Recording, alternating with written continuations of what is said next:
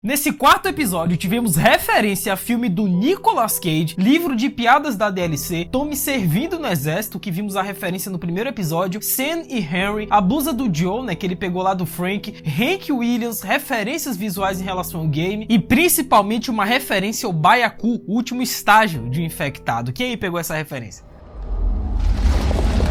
Olha o bicho vindo, moleque. Meus amigos, se preparem porque vocês já sabem, cara. Hoje a gente vem com mais 40 detalhes, referências, easter eggs, curiosidades que talvez você não tenha percebido no quarto episódio da série The Last of Us. Hello, my friends, Geek na voz. E a sequência do carro em que Joe e Ellie saem da cidade de Lincoln, né, do Bill, é simplesmente uma enxurrada de referências e detalhes, principalmente em relação ao game. O livro de piadas que a Ellie usa durante o episódio se trata do segundo volume de Will Livingston. Porém, para quem já jogou a DLC Left Behind, sabe que foi a Riley quem deu esse livro de piadas pra Ellie. Será que veremos esse momento icônico na primeira temporada ainda? A cidade em que Joe e Ellie caem na emboscada é diferente da que vimos no game. Tem uma alteração aí, porque no jogo foi em Pittsburgh e na série foi em Kansas City. A música que a Ellie pede pro Joe tocar no carro é a icônica Alone and Forsaken, do cantor de country Hank Williams. E essa cena não só acontece no jogo, como também Alone and Forsaken é a música do primeiro teaser da série The Last of Us, né? Quem lembra? Sendo que essa música, Alone and Forsaken, também fala muito, basicamente diz tudo a respeito da relação agora que foi construída entre o Joe e a Ellie, né, que são personagens abandonados, de certa forma esquecidos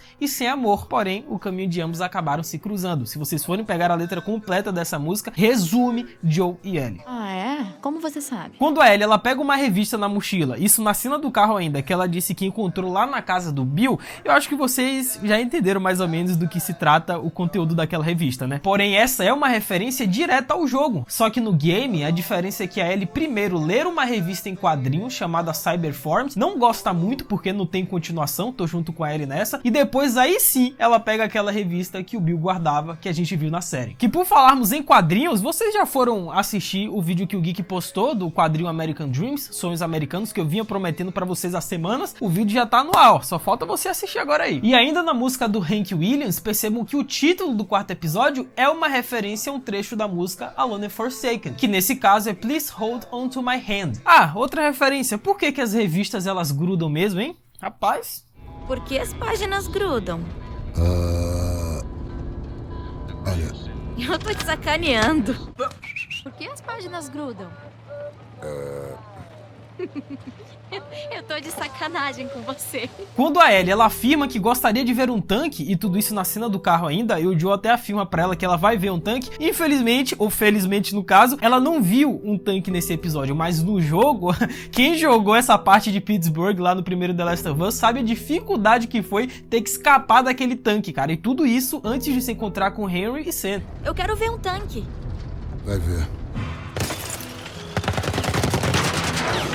Mas calma que já já o Geek vai falar a respeito dessa dupla Henry e Sam, que finalmente apareceu no final desse quarto episódio, que é meu arco favorito, você já sabe. Calma que eles carregam muitos detalhes e referências, tá? Eu vou chegar lá. E toda aquela sequência do carro que vai desde a parada até o retorno pra Pittsburgh, que nesse caso na série virou Kansas City, a emboscada, a batida do carro, cara, são detalhes que pra quem jogou é um prato cheio de referências, porque está idêntico ao game. Quando a Ellie pergunta ao Joe no episódio como que ele sabia a respeito da emboscada, o Joe revela que ele já esteve dos dois lados, ou seja, o Joe também já foi um caçador. E essa é uma referência somente pra quem jogou The Last of Us de verdade, não pra quem viu cutscene aí no YouTube, que eu sei que muitos estão fazendo isso. Não, é essa referência pra quem pegou no joystick mesmo e jogou. Como você sabia que era armadilha? Já estive dos dois lados. Como você sabia? Sabia o quê? Sobre a armadilha? Eu estive dos dois lados. Quando Joe e Ellie passam de carros e eles visualizam uma pilha de corpos, também é uma referência só pra quem jogou The Last of Us. Cara, esse episódio talvez tenha sido o episódio mais parecido com o jogo até agora. O que vocês acharam desse quarto episódio? Foi o mais fraco pra vocês? Foi o menos impactante? Tá igual ao jogo, cena por cena? Vocês estão gostando? Comenta aí embaixo que o Geek vai ler e responder todos os comentários. Mas tá igual ao jogo, ou eu tô cheirando Nescau? E vocês notaram que o Joe nesse episódio está usando a blusa que o Frank usou no terceiro episódio? E o sapatos de Joe e Ellie que são idênticos ao game. Cara, eu amo esses cuidados que o Neil Druckmann ele tem. E assim que eles chegaram em Kansas City, observem que o cinema local estava exibindo 2 filmes, que nesse caso é Anjos da Noite e também Os Vigaristas. Aquele mesmo lá do Nicolas Cage, cara. Pois é, Nicolas Cage existe no universo de The Last of Us. Eu acho que essa foi a descoberta mais genial dessa primeira temporada até agora. Mas observem que ambos os filmes foram lançados em 2003, que foi justamente o ano do surto Cordyceps e também o ano em que a indústria de Hollywood no universo de The Last of Us interrompeu suas atividades por motivos óbvios, né? Agora, em relação ao filme Anjos da Noite, eu acho que a analogia está clara, né? Porque no filme, os vampiros mantêm uma batalha e uma antiga rivalidade com um grupo de lobisomens. Já em The Last of Us, seriam os caçadores atrás dos vagalumes, que é o que acabamos de ver neste 4º episódio. Porém, o outro filme referenciado, que nesse caso é Os Vigaristas, do Nicolas Cage, tem um fato muito curioso, cara, porque o resumo, a sinopse desse filme é literalmente o que Joe e Ellie passaram em Kansas City nesse episódio. Porque no filme, né, Os Vigaristas conta a história de Roy Walker, né, interpretado pelo Nicolas Cage, que é um especialista na arte do crime residente em Los Angeles. E juntamente com o seu sócio, que é Frank, né, curiosamente o nome dele também é Frank, ele pensa 2 vezes em enganar as pessoas em busca de dinheiro fácil. Ou seja, enganação, dinheiro fácil, trapaça, emboscada. Bom, eu acho que o Joe e a Ellie quase caíram nessa emboscada aí, hein? Não, o Geek ainda tá pasmo com o fato de que Nicolas Cage existe no universo de The Last of Us. Ah, vou dormir feliz hoje. It was perfect. Perfect. No momento em que a Ellie ela dá um tiro no Brian e ele implora por misericórdia, também é um momento referenciando o primeiro game, cara. Não só o primeiro, como o segundo também, né? Porque boa parte dos caçadores também imploram quando estão prestes a bater as botas. Oh, look, man. Look, we can work something out, okay? Vocês são tranquilos? Deus me desculpa, eu não quero morrer. Não tem aquele brother que é o braço direito da líder dos caçadores, que nesse caso é a Kathleen, ou Kathleen, enfim, eu não sei como é que pronuncia o nome dela. Pra mim ela é a Rose, de 2 Homens e Meio, e acabou. Você entendeu? Então, acontece que este personagem se chama Perry, porém o Perry foi interpretado pelo Jeffrey Pierce, que, pasmem, foi o dublador e artista de captura de movimentos do irmão do Joe, cara, que é o Tommy, lá nos games de The Last of Us. É ele, é o cara! E ele não será o único, tá? O Jeffrey Pierce, teremos outro ator que também participou dos games de The Last of Us com a captura de movimentos e dublagem, que nesse caso é o Troy Baker, simplesmente o cara que deu vida ao Joe nos games. Ele vai aparecer na série, porém interpretando outro personagem. O Geek não vai revelar pra vocês, eu não vou dizer ainda qual é. Eu ainda não vi os próximos episódios, é claro, isso já foi divulgado, mas eu vou deixar vocês terem essa surpresa que eu acho que só vai acontecer lá pro final da temporada.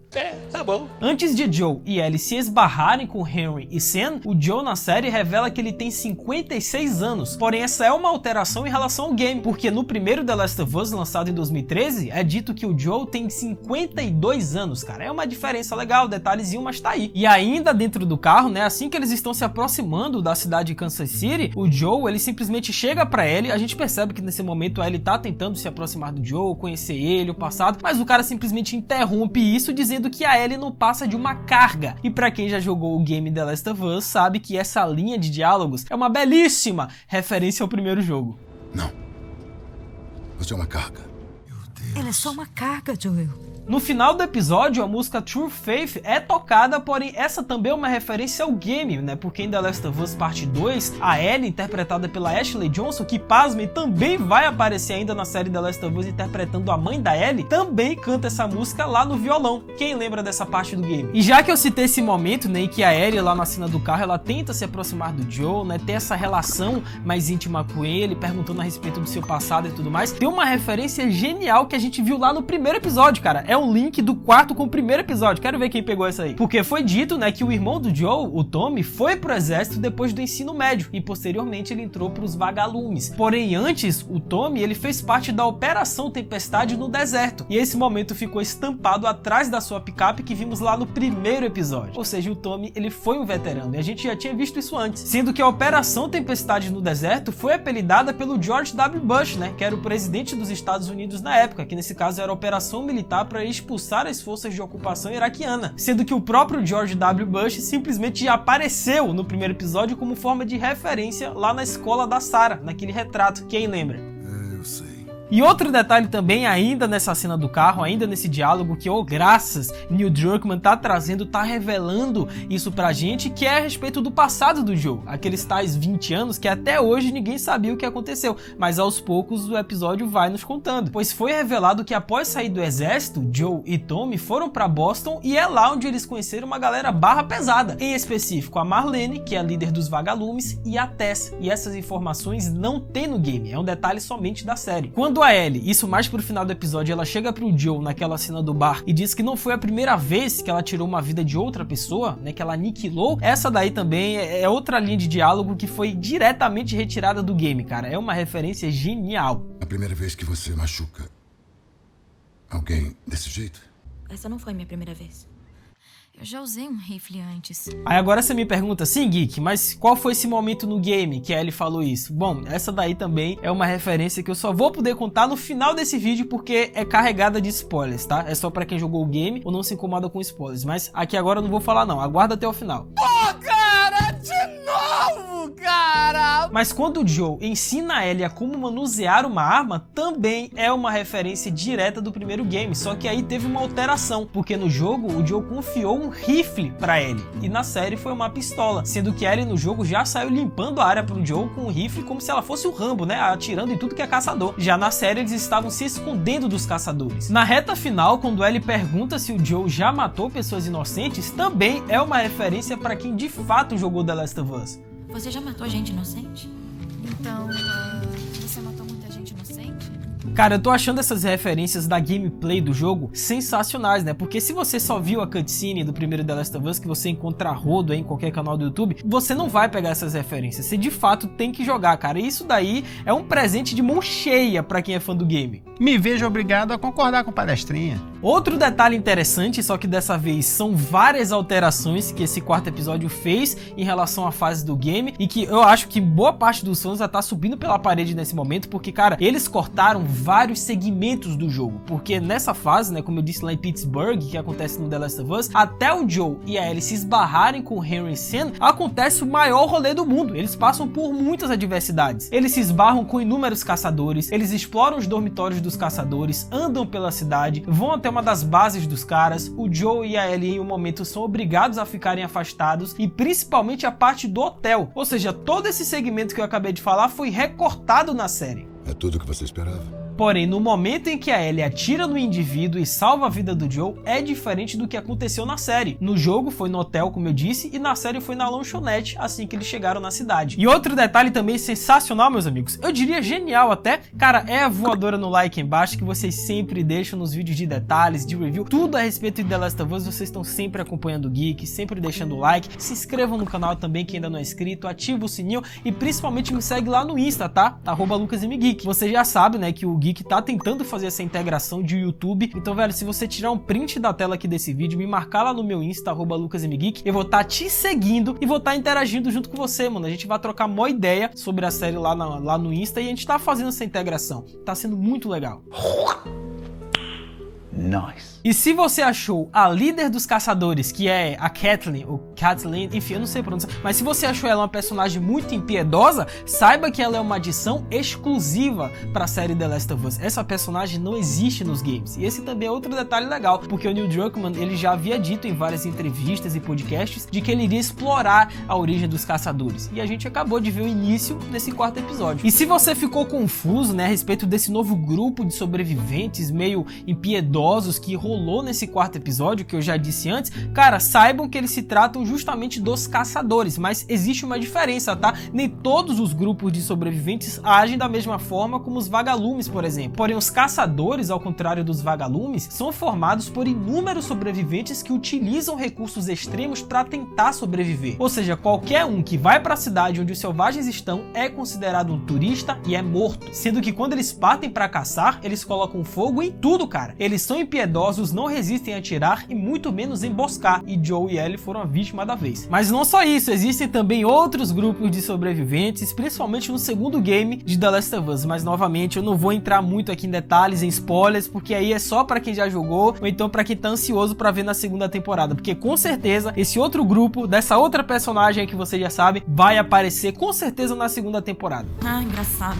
Agora, a direção de arte, o trabalho que a galera de cenário fez nesse quarto episódio de The Last of Us, mostrando todo o ambiente hostil que tá esse universo da série, cara, é inacreditável. Só que tem um detalhezinho do roteiro genial nesse momento. É sutil, poucas pessoas perceberam, mas que no todo faz muita diferença. Percebam que a Ellie e o Joel estão em um automóvel, nesse caso um carro, que reluz a cor azul, enquanto os demais objetos do cenário estão cobertos por cores vivas. Só que o azul, cara, simboliza segurança, compreensão, lealdade, confiança e tranquilidade. E é justamente sobre isso que se trata esse quarto episódio, principalmente confiança, pois ficou nítido no início que tanto o Joel quanto a Ellie estão tentando esconder suas vulnerabilidades, afinal nem ela e nem ele confiavam um no outro lá no início. Só que no decorrer do episódio, a Ellie salvou a vida do Joel, aos poucos ele foi amolecendo, até que no final ele passou a confiar totalmente na Ellie. E outro detalhe também bem legal, cara, de se notar, que é importante a gente comentar sobre isso, que é uma coisa que o Neil Druckmann adora colocar essas temáticas nas suas obras, que é em relação às mulheres, cara, porque se vocês perceberem, as minas brabas, elas simplesmente lideram todos os grupos de sobreviventes em The Last of Us.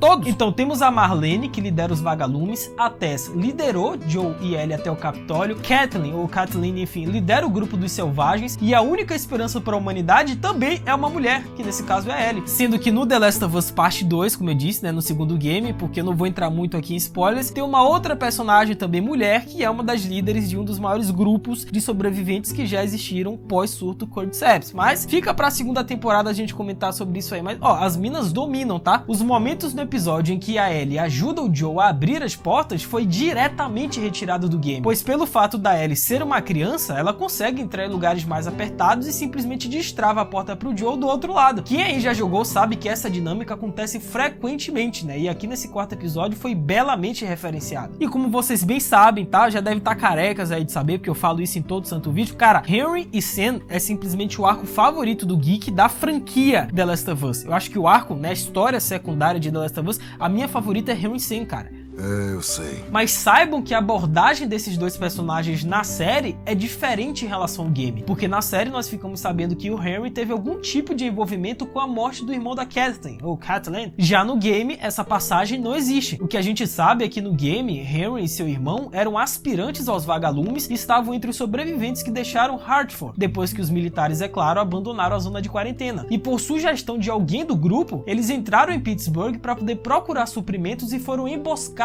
pelos caçadores. E a partir daí eles se esconderam e eventualmente se esbarraram com Joel e Ellie, cara. Porém essa abordagem a gente tá vendo que tá diferente em relação à série. Outro detalhe legal. Sendo que no momento em que Harry e Sam abordam a Ellie e o Joel no final desse quarto episódio, é diferente em relação ao game. Quem notou esses detalhezinhos? Porque na série os dois estavam dormindo e o Henry e o Sam foram lá e aproveitaram. Já no game, o Joel e a Ellie estavam fugindo dos caçadores pelas casas e deram de cara com Henry e Sam. Porém o Joel, ele conseguiu neutralizar o Henry, mas o Sam apontou a arma pro Joel, assim como aconteceu na série. E a conexão, cara, do Sam e Henry é tão marcante que nos desenhos já dá pra gente ter uma noção do quão conectados eles são. Sam e Henry é como se fossem um só, uma dupla imbatível que vão sobreviver juntos a qualquer adversidade. Por isso que o desenho do Sam, né, o mais novo, tem ele e seu irmão Henry de mãos dadas. E se por um lado a galera da direção de arte, né, de cenários nesse quarto episódio deu um show, um espetáculo à parte, a galera da fotografia, olha as referências, cara, principalmente em relação ao primeiro episódio, a psicologia do Joel é sensacional. Porque notem que a primeira vez em que o Joel riu nessa série, que foi com a piada da Ellie, a câmera propositalmente dá um foco no relógio quebrado que a Sarah lhe deu, que, cara, esse é um detalhe interessante, porque é basicamente o roteiro nos dizendo que a Ellie agora é como se fosse a Sarah pro Joel. Agora que o Joel confia na Ellie, ele vai proteger a garota como se ela realmente fosse a sua filha. E mostrar o relógio quebrado da Sarah, que é a única lembrança material que o Joel carrega ao longo da vida, é uma forma de mostrar que a Ellie também passou a ser a filha do Joel, alguém que ele deve proteger. Bateu uma salva de palma aqui pro profissional.